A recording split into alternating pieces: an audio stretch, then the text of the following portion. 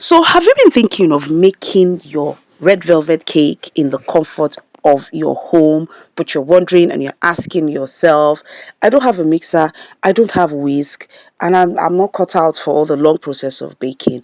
Not to worry, this particular red velvet cake needs no fuss, no stress, and can be done in minutes. And you get yourself the yummiest red velvet cake ever. Yes, I said so. It is the easiest, the fastest red velvet cake you would ever make. Hello everyone, welcome to my channel. And if this is your first time of coming across this channel, I bet you wouldn't want to miss the next update. So just click the subscribe button and the notification bell to be the first to know when we drop a new recipe. So for this no fuss, no stress red velvet cake, you'll be needing your sifted flour. Into that, you should add your baking powder, your baking soda, and your salt. Please note that the measurements for this recipe would be in the caption.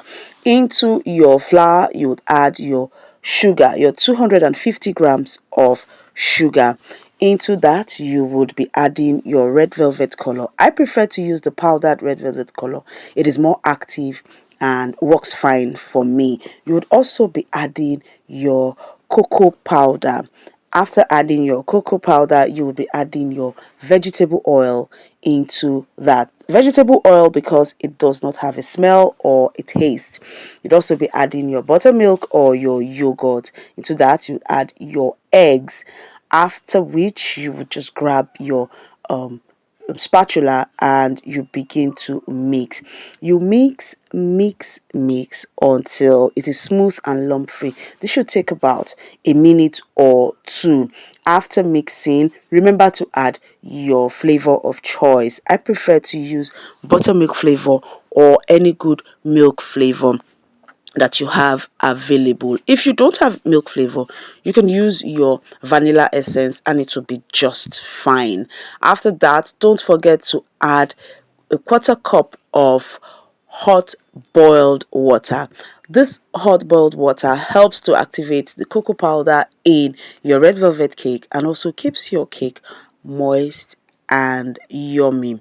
Now after mixing, you grease your pan. Sorry, I didn't record that part. I just don't know how I missed that.